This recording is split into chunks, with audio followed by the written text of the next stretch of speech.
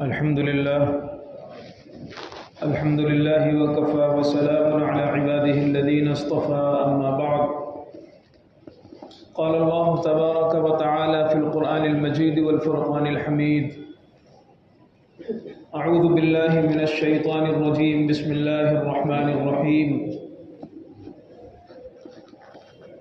يا أيها الذين آمنوا ادخلوا في السلم كافة ولا تتبعوا خطوات الشيطان إنه لكم عدو مبين وقال النبي صلى الله عليه وسلم لا عدوى ولا طيرة ولا صفر أو كما قال صلی اللہ علیہ وسلم۔ محترم بزرگوں اور دوستوں، آج اسلامی مہینوں میں دوسرا مہینہ صفر کی 6 تاریخ ہے۔ ماہ صفر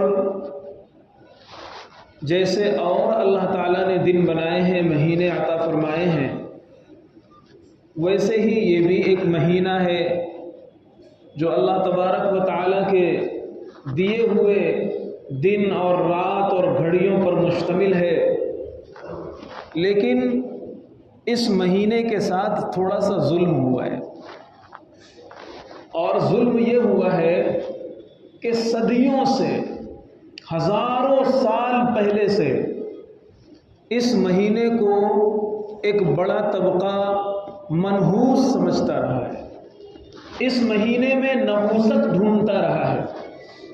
اللہ کے نبی صلی اللہ علیہ وسلم کے تشریف لانے سے پہلے زمانے جاہلیت میں بھی اس مہینے میں طرح طرح کی خرافات اور طرح طرح کی باتیں اس مہینے کے بارے میں وہ لوگوں میں مشہور تھی۔ بعض لوگ یہ سمجھتے تھے کہ اس مہینے میں کوئی خیر اور بھلائی نہیں ہے۔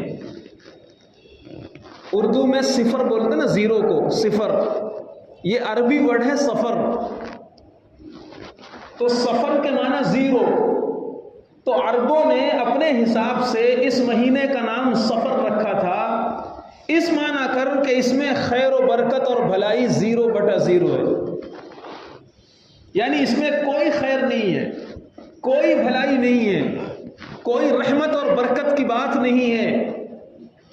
اسی طرح ایک نظریہ ان کے اندر یہ بھی تھا، ایک سوچ یہ بھی تھی کہ جب صفر کا مہینہ شروع ہوتا ہے تو آسمان سے جنات اترتے ہیں، خبیث جنات آتے ہیں، پریشان کرنے والے، دنیا میں آتنک مچانے والے اور لوگوں کو مصیبت میں مبتلا کر دینے والے جنات آسمانوں سے اترتے ہیں۔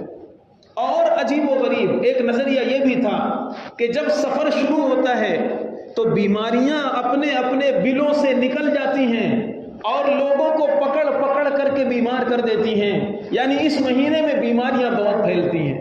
اللہ کے نبی صلی اللہ علیہ وسلم جب سچا دین لے کر کے تشریف لائے، آپ نے زمانے جاہلیت کی جہاں اور بھی خرافات کو ختم کیا، وہیں یہ بھی فرمایا، بخاری شریف کی حدیث ہے، فرمایا لا عدوى ولا طيرة ولا هامة ولا صفر، کہ لوگوں سفر کے بارے میں تمہارا یہ عقیدہ، تمہارا یہ نظریہ، تمہارا یہ تصور بالکل باطل ہے، غلط ہے۔ یہ دن اللہ کی طرف سے بنائے ہوئے ہیں، یہ راتیں خدا کی طرف سے دی ہوئی ہیں، اس میں کوئی کمی بیشی نہیں ہے، اس میں کوئی نحوست نہیں ہے۔ اور یہ تو وہ زمانے جاہلیت کی باتیں تھیں۔ اس زمانے میں لوگ یہ سمجھا کرتے تھے اللہ کے نبی صلی اللہ علیہ وسلم نے اپنے عمل سے، اپنے کردار سے، اپنی گفتار سے، اپنی احادیث سے لوگوں کو بتا دیا دنوں کے اندر کوئی نحوست نہیں ہے، راتوں کے اندر کوئی نحوست نہیں ہے، کسی گھر میں کوئی نحوست نہیں ہے، کسی گاڑی میں کوئی نحوست نہیں ہے، کسی سواری میں کوئی نحوست نہیں ہے، کسی عورت میں کوئی نحوست نہیں ہے۔ یہ آپ نے کلیئر فرما دیا اور فرمایا کہ نحوست، اسلام میں نحوست کا کانسیپٹ ہے ہی نہیں، کوئی چیز منحوس نہیں ہے، یہ سب اللہ کی طرف سے بنائی ہوئی چیزیں ہیں، اللہ کی طرف سے دی ہوئی چیزیں ہیں۔ لیکن پریشانی یہ ہے کہ اتنے زمانے گزرنے کے باوجود ہمارے ذہن و دماغ میں بھی بہت سی چیزوں کے بارے میں یہ نحوست کا تصور بیٹھا ہوا ہے۔ اگرچہ ہم نحوست کا ورڈ نہیں یوز کرتے، الفاظ نہیں بولتے، لیکن الگ الگ انداز سے ہم باتیں کرتے ہیں کہ مفتی صاحب جب سے میں اس گھر میں آیا ہوں نا عجیب طرح کی پریشانی ہے، کاروبار بند ہو گیا، بچے ہمیشہ بیمار رہتے ہیں، اور ایسا ہو گیا ویسا ہو گیا۔ یہ ہم اپنے الفاظ سے اس گھر کی نحوست نہ بتائیں، لیکن ہم اپنے انداز سے یہ ظاہر کر رہے ہیں کہ جب سے میں اس گھر پہ آیا ہوں میں اس نحوست کا شکار ہوں۔ جب سے میرے گھر میں یہ میری بہو آئی ہے نا، یہ چھوٹی والی، تب سے جھگڑے ہیں، تب سے ایسا ہے، تب سے ویسا ہے، اور شیطان ان باتوں کو ذکر کرا کے دو چیزوں کی طرف ڈائیورٹ کرتا ہے، یا تو اس عورت کی منحوسیت کی طرف کہ اس کے قدم اچھے نہیں، یہ نحوست بن کر کے آئی ہے، یا کسی رشتہ دار کا چہرہ ذہن کی اسکرین پر لاتا ہے اور کہتا ہے اس نے کچھ کرا دیا ہے، اس کے رشتہ داروں نے کچھ کرا دیا ہے، اس کے فلاں نے کچھ کرا دیا ہے۔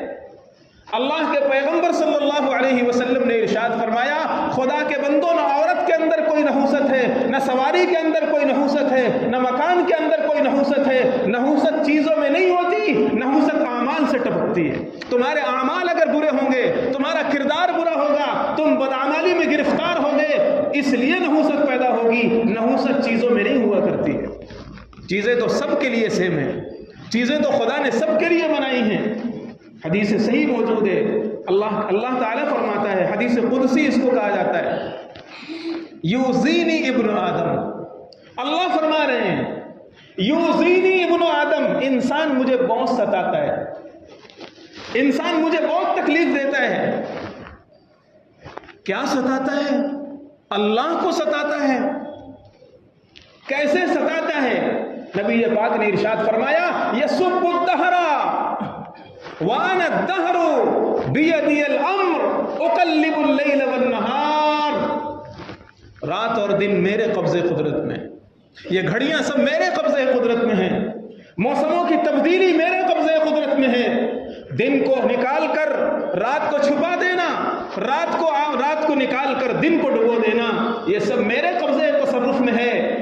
پھر بھی انسان زمانے کو برا کہتا ہے، اوقات کو برا کہتا ہے، زمانہ بہت خراب چل رہا ہے۔ زمانہ خراب نہیں ہوتا، وہی صبح و شام، وہی گھڑیاں، وہی راتیں، وہی موسم پیغمبر کے زمانے میں بھی تھا، صحابہ کے زمانے میں بھی تھا، بزرگان دین کے زمانے میں بھی تھا، اور یہی سب کچھ ہمارے زمانے میں بھی ہے۔ زمانہ کہاں خراب ہوتا ہے؟ خراب ہو گئے ہیں زمانے میں جینے والے انسان، خراب ہو گئے ہیں زمانے میں چلنے والے، یہ ابن آدم یہ خراب ہوئے ہیں۔ اس کی وجہ سے زمانے کی برکتیں اٹھ گئی ہیں، اس کی وجہ سے زمانے کی خیر و برکت نکل گئی۔ اعمال میں نحوست ہوتی ہے، کسی ذات میں نحوست ڈھونڈنا یہ کافروں کا شیوا ہے، یہ غیروں کا شیوا ہے۔ حضرت صالح علیہ السلام جب تشریف لائے اور انہوں نے اپنا پیغام پہنچایا، ایک اللہ کو مانو۔ حضرت نوح علیہ السلام جب پیغام لے کر آئے خدا کا اور انہوں نے اپنی قوم کو پیغام پہنچایا، لوگوں نے کیا کہا معلوم ہے؟ قالوا طیرنا بک وبمن معک، نحوست تمہاری ہے نوح، اور تمہارے پیچھے چلنے والے مسلمانوں کی نحوست ہے۔ یہ ذات میں نحوست تلاش کرنا، کسی انسان کو منحوس سمجھنا، یہ تو غیروں کا طریقہ تھا، یہ تو کافروں کا شیوا تھا۔ وہ حضرت نوح علیہ السلام کو منحوس کہتے تھے، حضرت نوح کے ساتھ جو مسلمان تھے ان کو منحوس کہتے تھے، اور کہتے تھے یہ تھوڑا بہت جو پریشانی آ رہی ہے، یہ بادلوں نے اپنی بارش روک لی، زمین نے غلے اگانے چھوڑ دیے، صالح یہ تمہاری نحوست ہے، نوح یہ تمہاری نحوست ہے، لوط یہ تمہاری نحوست ہے۔ اگر ہم بھی کسی کے بارے میں یہ سمجھیں کہ مفتی صاحب جب سے یہ آئی ہے نا میری دکان کا کاروبار ٹھپ ہو گیا ہے، سوچنا چاہیے کہ ہماری سوچ کس سے میچ ہو رہی ہے، ڈرنا چاہیے کہ ہم کیا کہہ رہے ہیں، کون سے جملے ہماری زبانوں سے نکل رہے ہیں۔ اللہ کے پیغمبر نے ارشاد فرمایا، کسی زمانے میں، کسی ذات میں، کسی انسان میں نحوست نہیں ہوتی، اگر کچھ مصیبت آئے گی وہ تمہارے کرتوت کا نتیجہ ہوگی۔ اللہ کا قرآن کہتا ہے جو نحوستیں تم دیکھ رہے ہو، رزق تنگ ہو گیا ہے، پریشانیاں جا نہیں رہی، بیماریاں گھر میں ایسی رچ بس گئی ہیں کہ لائف ٹائم دوا لینی پڑ رہی ہے۔ گھر کا کوئی نہ کوئی فیملی ممبر ایسا بیمار ہوتا ہے تھوڑے تھوڑے دیر میں، تھوڑے تھوڑے دنوں میں، کہ اچھی خاصی جمع کی ہوئی پونجی انسان کی ڈاکٹروں کی جیب میں چلی جاتی ہے۔ اگر کبھی ایسا محسوس ہو تو وہاں سنجیدگی سے اپنے اعمال کو دیکھنا، وہاں سنجیدگی سے اپنے اعمال پر غور کرنا، اور یہ دیکھنا کوئی ایسی چیز تو نہیں ہو رہی ہے جس سے میرا اللہ ناراض ہو گیا۔ خود قرآن میں 9ویں پارے میں اللہ تعالیٰ ارشاد فرماتا ہے، اگر یہ بستی والے ایمان لاتے اور خدا سے ڈرتے، لفتحنا علیہم برکات من السماء والارض، تو ہم ان کے اوپر آسمان و زمین کے دہانے کھول دیتے۔ ہمارے پاس خزانوں کی کمی نہیں ہے، نہ ہمارے پاس رزق کی کمی ہے، نہ ہمارے پاس خزانہ دینے سے ختم ہوتا ہے۔ اللہ کے پیغمبر صلی اللہ علیہ وسلم نے اللہ تعالیٰ کی ایک صفت بیان کی کہ جب سے اللہ نے آسمان و زمین کو بنایا، لٹا رہا ہے، لا یغیضها نفقۃ سحاء اللیل والنہار، رات اور دن اللہ کے خزانے لٹ رہے ہیں، لیکن ذرہ برابر ان خزانوں میں کوئی کمی نہیں آ رہی، ذرہ برابر کوئی کمی نہیں آ رہی۔ ہر ایک کو نوازتا ہے، ماننے والوں کو بھی دیتا ہے، اور جو اس کی نافرمانی کرتا ہے اسے بھی دیتا ہے۔ بندہ جس وقت گناہ کر رہا ہے، سب سے زیادہ اللہ کو اگر کوئی چیز ناپسند ہے، شرک ناپسند ہے۔ اور کتنا ناپسند ہے معلوم ہے؟ خود اللہ کہتا ہے اتنا بھیانک جرم ہے کہ آسمان کو پھٹ جانا چاہیے، زمین ریزہ ریزہ ہونی چاہیے، پہاڑ ہل جانے چاہیے، تکاد السماوات یتفطرن۔ اس موقع پر بھی شرک کر کے بھی اگر کوئی اللہ سے مانگتا ہے، اللہ اسے بھی دیتا ہے۔ وہ سانسیں جس وقت وہ شرک کر رہا ہے، ایک سانس باہر آ رہی ہے، ایک سانس اندر جا رہی ہے، یہ کون دے رہا ہے؟ یہ اسی رب کی مہربانی ہے۔ اندر والی سانس کو اگر وہ اندر روک دے، باہر والی سانس کو باہر روک دے، دنیا کا کوئی ڈاکٹر اسے زندگی نہیں دے سکتا، اسے ٹھیک نہیں کر سکتا۔ عین شرک کی حالت میں خدا کی کروڑوں رحمتیں اس مشرک پر بھی پڑتی ہیں۔ جب اللہ ایسے کو نوازتا ہے، ایسوں کو دیتا ہے، تو ایمان والوں کو کیوں نہیں دے گا؟ اس لیے ذرا حالات اپنے بگڑے نظر آئیں، پہلے کاروبار چل رہا تھا، پہلے سب چیزیں اچھی تھیں، اب ایک دم سے پیسہ پھنستے جا رہا ہے، پارٹیاں مال ڈبوتی جا رہی ہیں، لاس ہوتے جا رہا ہے۔ اپنے آپ کو چیک کرو، کہیں کاروبار میں دھوکہ تو نہیں شامل ہو گیا، کہیں کاروبار میں خیانت تو نہیں آ گئی۔ اس لیے کہ پیغمبر نے ارشاد فرمایا، جب دو پارٹنر مل کر کے کام شروع کرتے ہیں، تیسرا خدا اس میں شامل ہوتا ہے۔ کب تک؟ جب تک اس میں سے کوئی جھوٹ نہ بولے، جب تک اس میں سے کوئی خیانت نہ کرے۔ جہاں جرم شروع ہوتا ہے، اللہ تعالیٰ اپنی شرکت کو ختم کر دیتا ہے، تم جانو تمہارا کام جانے۔ افسوس کے ساتھ کہنا پڑتا ہے، دوسرے لوگ پارٹنرشپ پر اپنا کاروبار چلاتے ہیں، 20 سال تک ان کی پارٹنری نہیں ٹوٹتی، اس لیے کہ ان کے اندر سب سے مین چیز ہوتی ہے امانت اور دیانت۔ اور ہمارا مسلمان بھائی 1 سال تک پارٹنرشپ اپنی ٹکا نہیں پاتا ہے۔ ہر بندہ اپنے مفاد کے لیے کاروبار میں لگتا ہے، اپنے فائدے کے لیے جڑتا ہے، اس کی سوچ یہ ہوتی ہے کہ میں اپنے ساتھی سے زیادہ کیسے سائڈ کر لوں، اس کو پتہ نہ چلے میں کیسے نکال لوں، اس کو معلوم نہ ہو میں کیسے ایسا کر لوں۔ ٹھیک ہے، وہ نہیں جانتا، اس کا رب تو جانتا ہے، وہ نہیں جانتا، اس کا خدا جانتا ہے۔ وہ کاروبار کی برکتیں چھین لے گا، تم کو تمہارے حوالے کر دے گا، تم جانو تمہارا کام جانے۔ خیر، میں عرض یہ کر رہا تھا کہ کسی ذات کے اندر، کسی سامان کے اندر، کسی چیز کے اندر کوئی نحوست نہیں ہوتی۔ یہ سفر اللہ کی طرف سے دیا ہوا رات اور دن پر مشتمل ایک مہینہ ہے، اس ماہ سفر کے اندر کوئی نحوست نہیں ہے۔ بہت سے لوگ یہ سمجھتے ہیں کہ اس ماہ سفر میں ہم شادی بیاہ نہیں کر سکتے، ماہ محرم میں نہیں کر سکتے۔ کیوں؟ اس لیے کہ حضرت حسین کی شہادت ہوئی ہے ماہ محرم میں، اور سفر میں نہیں کر سکتے اس لیے کہ حضرت حسن کا انتقال ہوا ہے ماہ سفر میں۔ اس لیے ایک بڑا طبقہ مسلمانوں کا یہ سمجھتا ہے کہ ماہ محرم میں بھی نکاح نہیں کر سکتے، کوئی خوشی کی پارٹی نہیں منعقد کر سکتے، کوئی تقریب نہیں کر سکتے، گھر نہیں بنا سکتے، گھر کا سودا نہیں کر سکتے، اس لیے کہ وہ غم کی چیز ہے، غم کا مہینہ ہے۔ اور ماہ سفر میں حضرت حسن کا انتقال ہوا ہے، اس لیے ماہ سفر بھی خوشی کی چیز نہیں ہے، اس میں بھی نکاح کرنے کا کوئی مسئلہ نہیں ہے، یعنی نکاح نہیں کرنا چاہیے، یہ سمجھتے ہیں وہ لوگ۔ بزرگوں اور دوستوں، اگر کسی شخصیت کے انتقال سے کوئی مہینہ منحوس ہو جاتا، اگر کسی شخصیت کے انتقال سے کوئی دن برا ہو جاتا، تو پھر آپ شادی کسی مہینے میں نہیں کر سکتے، کسی دن میں نہیں کر سکتے، اس لیے کہ ربیع الاول میں راجح قول کے مطابق اس دنیا کا سب سے عظیم الشان تحفہ گزا ہے نبی پاک صلی اللہ علیہ وسلم۔ سب سے عظیم الشان تحفہ اس دھرتی کے لیے، اس کائنات کے لیے نبی پاک صلی اللہ علیہ وسلم کی ذات اقدس تھی۔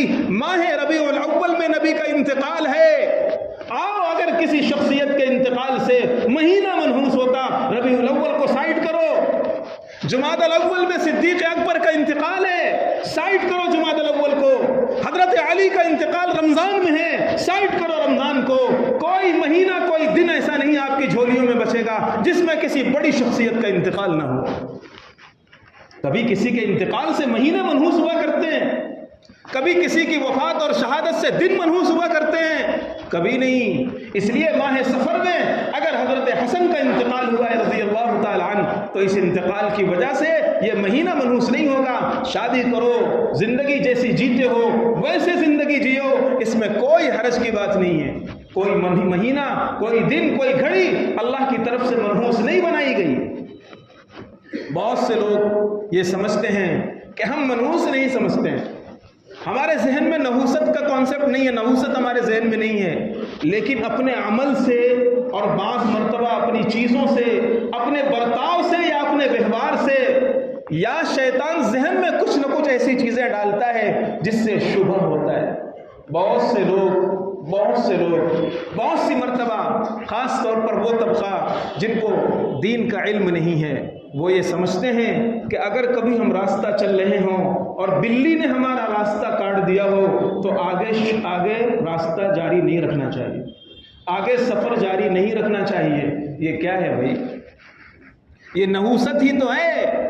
بلی کے راستہ کاٹنے سے بدفعلی لینا، بدشگونی لینا اسلام میں بالکل جائز نہیں ہے، اور نبی پاک صلی اللہ علیہ وسلم نے خود ارشاد فرمایا کہ یہ بدفعلی اور بدشگونی اسلام کا اس سے کوئی تعلق نہیں ہے۔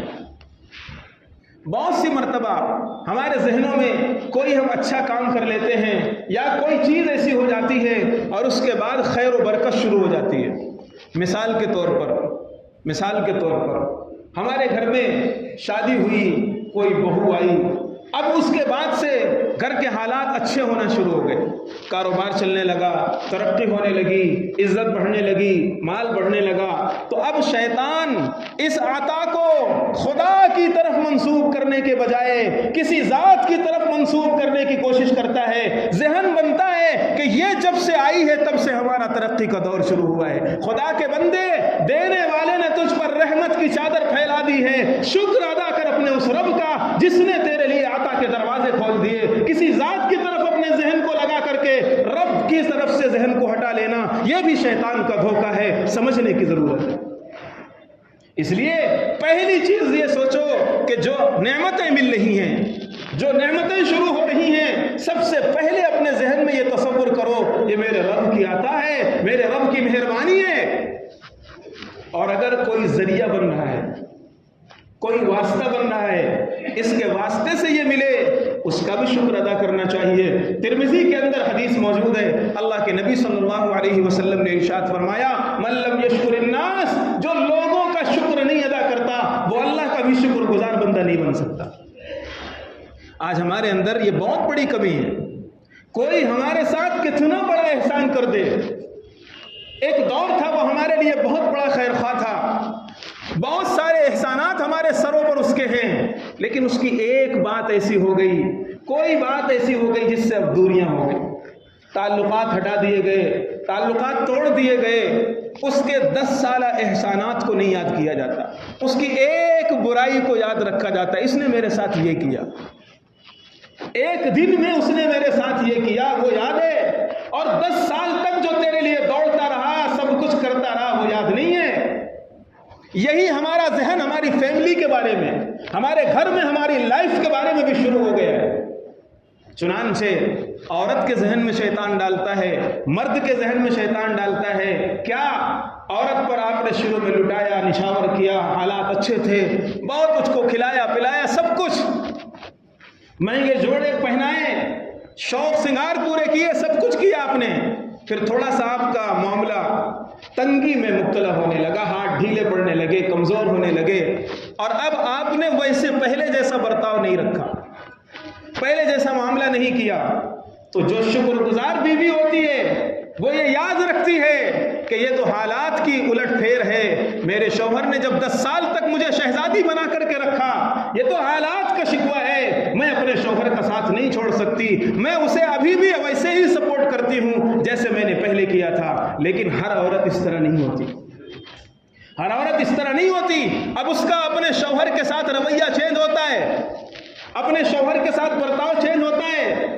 پہلے وہ شوہر کا خیال رکھا کرتی تھی، اب وہ شوہر کا خیال نہیں رکھتی، اب وہ میکے میں زیادہ وقت گزارتی ہے، اپنے بچوں میں زیادہ وقت گزارتی ہے، نہ شوہر کے کھانے کی فکر، نہ پہننے کی فکر، نہ لباس کی فکر۔ شوہر ایک مشین کی طرح اپنے گھر میں جیتا ہے، اپنا دکھڑا کسی سے رو نہیں سکتا، اس لیے کہ اگر یہ کھولتا ہے یہ بھی اپنی ران ہے، یہ کھولتا ہے یہ بھی اپنی ران ہے۔ یہ عورت صحیح معنی میں شکر گزار بیوی نہیں ہے، یہ پیسے کے لیے پہلے اپنا ویوہار صحیح رکھتی تھی، اب جب پیسہ کمزور ہو گیا ہے، اس کا اصل چہرہ سامنے آ گیا ہے۔ ہمارے استاد ایک شعر سنایا کرتے تھے، سبھی ہنس کر ملا کرتے ہیں جب تک 4 پیسے ہیں، سبھی ہنس کر ملا کرتے ہیں جب تک 4 پیسے ہیں، غریبی میں نہیں پوچھے گا کوئی آپ کیسے ہیں۔ یہ ہماری جو چل رہا ہے نا، یہ اس لیے چل رہا ہے کہ تھوڑا سا ان کو نظر آ رہا ہے، دکھ رہا ہے۔ جس دن یہ آپ کا تھوڑا سا اللہ نہ کرے حالات ہوتے ہیں، کسی پر کبھی بھی آ سکتے ہیں، کچھ کمزوری آئی، جو سائے کی طرح آپ کے ساتھ رہتے تھے نا وہ بھی ساتھ چھوڑ دیتے ہیں۔ یہ دنیا ہے، اس دنیا کی حقیقت کو آنکھوں سے دیکھو، کسی پر اندھا وشواس مت کرو۔ اس دنیا میں دوست نہیں ہوتے، دوست تو کوئی ملا کرتا ہے۔ صدیق اکبر ملے تھے نبی پاک کو، فاروق اعظم ملے تھے نبی پاک کو، کیا چھوڑا؟ اللہ اور اس کے رسول کا نام چھوڑا، سب نبی کے قدموں میں لا کر کے رکھ دیا۔ دوست اسے کہتے ہیں۔ فاروق تم نے کیا چھوڑا؟ میں نے اپنے سارے گھر کے خزانے کو جمع کیا، آدھا حصہ اپنے بیوی بچوں کے لیے چھوڑا اور آدھا اپنے نبی کے قدموں میں ڈال دیا۔ دوست وہ ہوا کرتے ہیں جن کو دوست کہا جا سکے، اور اب آج کل دوستی کس چیز کی ہے؟ دوستی وستی نہیں ہے۔ ایک بہت بڑا عربی کا شاعر گزرا ہے جس کو متنبی کہا جاتا ہے، اس نے ایک شعر کہا ہے عربی میں، بہت اچھا شعر کہا ہے، وَمَا الْخَيْلُ إِلَّا كَالْخَلِيلِ قَلِيلَةٌ وَمَا الْخَيْلُ إِلَّا كَالْخَلِيلِ قَلِيلَةٌ۔ وہ کہتا ہے جب آپ گھوڑوں کی مارکیٹ میں جاؤ، آپ کو ایک طرف سے گھوڑے نظر آئیں گے، جگہ جگہ گھوڑے، لیکن ان گھوڑوں میں جو واقعی گھوڑا ہے وہ کوئی اکا دکا ہوگا۔ گھوڑے تو مارکیٹ میں بہت مل جائیں گے، دکھیں گے آپ کو، 4 پیر والے گھوڑے ہی گھوڑے، لیکن اگر آپ خاندانی گھوڑا تلاش کرنا چاہو، اس میں سے کوئی اصلی گھوڑا تلاش کرنا چاہو، جس کو خیل کہا جاتا ہے، وہ تلاش کرنا چاہو، تو شاید آپ کو ہزاروں میں بھی کوئی ایک نہ ملے۔ اس نے مثال دے کر کے کہا، جس طرح خاندانی گھوڑے نایاب اور کامیاب ہیں، ایسے ہی خاندانی دوست بھی نایاب اور کامیاب ہیں۔ دوستوں کی بھیڑ ہوگی ڈھابا جانے کے لیے، پکنک میں جانے کے لیے، آپ کے پیسے اڑانے کے لیے، آپ کی خوشیاں میں شریک ہونے کے لیے بھیڑ ہوگی دوستوں کی، نمبر لگیں گے۔ خدا نہ کرے کچھ حالات آپ کے پاس آ جائیں اور پھر آپ ان کو اپنا غم بانٹنے والا اور اپنا شریک غم سمجھنے کی کوشش کریں گے، وہ آپ کا ساتھ نہیں دے سکتے۔ خیر، یہ تو ضمناً بات آ گئی دوستی کے اوپر۔ میں عرض یہ کر رہا تھا کہ اپنے آپ کو سمجھو، اگر کوئی شکر گزار بیوی ہے تو وہ اپنے شوہر کے ساتھ اس نے زندگی جینے کا درس سیکھا ہے، اس کے ماں باپ نے اسے یہ سکھایا ہے تیرا یہ شوہر ہے، یہی تیرا سرتاج ہے، پیسہ، گھر، گاڑی، کاروبار یہ تو آنی جانی چیز ہے، جس حال میں بھی تم رہو اپنے شوہر کی خوشیوں میں شریک ہوتی رہو۔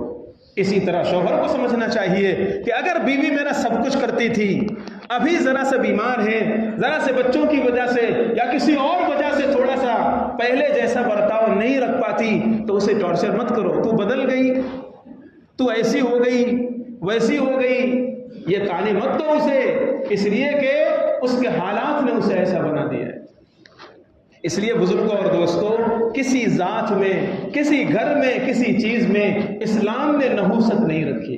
اگر کسی چیز میں نحوست ہوتی تو اللہ کے نبی صلی اللہ علیہ وسلم نے ارشاد فرمایا اگر کسی چیز میں نحوست ہوتی تو عورت میں ہوتی، حالانکہ عورت میں بھی نحوست نہیں۔ جب کسی چیز میں نحوست نہیں ہے تو پھر ہم ماہ سفر میں اس نحوست کو کیوں سمجھیں؟ ماہ سفر کو منحوس کیوں سمجھیں؟ شادی بیاہ کیجئے، کاروبار کیجئے، خوشیوں میں شریک ہوئیے، اس میں کوئی حرج کی بات نہیں ہے۔ ماہ سفر میں آخری بدھ آتا ہے، آخری بدھ، جب سفر میں آخری بدھ آتا ہے تو ایک بہت بڑا طبقہ آج بھی اس میں خوشی مناتا ہے۔ غسل صحت اس کو بولتے ہیں کتابوں میں، غسل صحت، اور غسل صحت کا مطلب ہے ان کے حساب سے اس دن نبی پاک صلی اللہ علیہ وسلم کو شفا ملی تھی، بیماری سے آپ ٹھیک ہوئے تھے اور آپ نے غسل فرمایا تھا، اس لیے وہ لوگ باقاعدہ غسل کرتے ہیں اور باقاعدہ اس کی دعوت چلائی جاتی ہے، اہتمام کیا جاتا ہے کہ آج غسل کرو، آج وہ دن ہے جس دن نبی پاک کو شفا ملی تھی۔ حالانکہ اگر ہم گہرائی سے تاریخ کا مطالعہ کرتے ہیں، کتابوں کو کھنگالتے ہیں تو یہ بالکل جھوٹ ہے، یہ یہودیوں کی اور دشمنان اسلام کی چلائی ہوئی سازش ہے۔ اس لیے کہ جب ہم کتابیں پڑھتے ہیں، اسد الغابہ فی معرفت الصحابہ، الاستیعاب فی معرفت الاصحاب، تاریخ الخمیس جس میں صحابہ کرام کا اور نبی پاک کی تاریخ کا ذکر ہے، اس میں جب ہم پڑھتے ہیں تو نبی پاک صلی اللہ علیہ وسلم سفر کے آخری بدھ کو بیمار ہوئے تھے، ٹھیک نہیں ہوئے تھے، آخری بدھ کو بیمار ہوئے تھے، اور یہی بیماری کھنچ کر کے آپ کی وفات تک چلی تھی۔ یہ بیماری، آپ بیمار ہوئے تھے اس دن، اور یہی بیماری کھنچتے کھنچتے آپ کی وفات تک چلی گئی تھی، اور اسی بیماری نے، یہی مرض وفات آپ کے لیے ثابت ہوا تھا۔ غور کرو مسلمانوں، یہ کسی دشمن کی چلائی ہوئی سازش ہے، اس میں شریک ہونا، اس میں خوشی منانا، اپنے نبی کی بیماری پر خوشی منانا۔ ہم جانتے نہیں، ہم پڑھتے نہیں، دشمن ہمارا بہت ہوشیار ہے، وہ پڑھتا ہے، وہ لکھتا ہے، وہ سمجھتا ہے کس دن نبی بیمار ہوئے تھے، مسلمانوں میں اس چیز کو کیسے چلایا جائے۔ اور ایک بیماری اور ہے، وہ یہ ہے کہ حزب البحر کی مجلس منعقد کی جاتی ہے سفر میں، اور سفر کے ان 13 دنوں کو بہت زور والا سمجھا جاتا ہے۔ یہ جو ابھی دن چل رہے ہیں، ان 13 دنوں کو بہت پاورفل، شکتیشالی دن مانے جاتے ہیں، اور یہ ذہن میں تصور رہتا ہے کہ ان 13 دنوں میں اگر کوئی ہم عمل کریں گے، کوئی عملیات کا کورس کریں گے تو اس میں بہت پاور پیدا ہوگا، بہت جان پیدا ہوگی، بڑے بڑے موکل قبضے میں آ جائیں گے۔ تو بہت بڑا طبقہ ایک مسلمانوں کا جو بیچارہ دین سے ناواقف ہے، وہ ایسے لوگوں کے جھانسے میں آ جاتا ہے، اور اس کی مجلس باقاعدہ منعقد کی جاتی ہے، اس کا اہتمام کیا جاتا ہے، پرچے چھپتے ہیں اور محفلیں منعقد کی جاتی ہیں، اور پھر 3 دن کا چلہ کرایا جاتا ہے۔ اس میں آپ کپڑے کون سے پہنیں گے؟ احرام کی چادر والے کپڑے۔ کپڑے کون سے؟ احرام کی چادر والے کپڑے پہنائے جاتے ہیں، اعتکاف کروایا جاتا ہے، اور انہیں حزب البحر کا عمل سکھلایا جاتا ہے، اور یہ کہا جاتا ہے کہ سفر میں اگر یہ عمل کر لو گے مصیبتیں دور ہو جائیں گی، بیماریاں چلی جائیں گی، رزق کے دروازے کھل جائیں گے، اور آپ مالا مال ہو جاؤ گے۔ اسلام میں اس کا کوئی تصور نہیں ہے۔ دین وہ ہے جو مدینہ سے آئے، دین وہ ہے جو رسول اللہ کے اصحاب سے آئے۔ اپنی طرف سے کسی چیز کو دین بنا لینا، اپنی ذہن سے کسی چیز کو دین کہہ دینا، شریعت میں اس کا کوئی تصور نہیں ہے۔ صحابہ کرام اس معاملے میں بہت بیدار رہا کرتے تھے، کون سی چیز ایسی نہ ہو جو بے دینی میں چلی جائے، کہیں ایسا نہ ہو کہ یہ چیز بے دینی میں چلی جائے۔ میں نے آپ کو پہلے بھی سنایا تھا اور ابھی بھی ایک بات سنا کر بات ختم کرتا ہوں۔ حضرت ام حبیبہ رضی اللہ تعالی عنہ یہ نبی پاک صلی اللہ علیہ وسلم کی زوجہ مطہرہ ہیں، امت کی ماں ہیں، حضرت ابو سفیان کی بیٹی ہیں، حضرت امیر معاویہ کی بہن ہیں رضی اللہ تعالی عنہ۔ ان کا یہ مدینہ میں ہیں، ان کے والد حضرت ابو سفیان کا انتقال ملک شام کے اندر ہو رہا ہے۔ جب حضرت ابو سفیان رضی اللہ تعالی عنہ کا انتقال ہو گیا، خبر مدینہ پہنچی۔ آج کا زمانہ تو نہیں تھا، حالانکہ مدینہ سے ملک شام معلوم 1500 کلومیٹر ہے، یہاں سے لکھنؤ کوئی زیادہ دور کا سفر نہیں۔ آج کے زمانے کا سفر ہوتا 2 گھنٹے میں انسان پہنچ جاتا ہے، اس زمانے میں 1 مہینہ لگتے تھے سفر کرنے کے لیے۔ 1500 کلومیٹر کا سفر 1 مہینے میں طے ہوتا تھا۔ اب ظاہر سی بات ہے جب تک جائیں گی پہنچے گی 1 مہینے تک تو باڈی نہیں رکھی جا سکتی، وہیں دفن کر دیا گیا۔ حضرت ام حبیبہ رضی اللہ تعالی عنہ کو بڑا صدمہ تھا، والد کا انتقال تھا، بہت گہرا دکھ تھا۔ حضرت ام حبیبہ رضی اللہ تعالی عنہ نے غم منایا۔ زینت کی کوئی چیز عورت نہیں استعمال کر سکتی، مرد نہیں استعمال کر سکتا غم منانے میں۔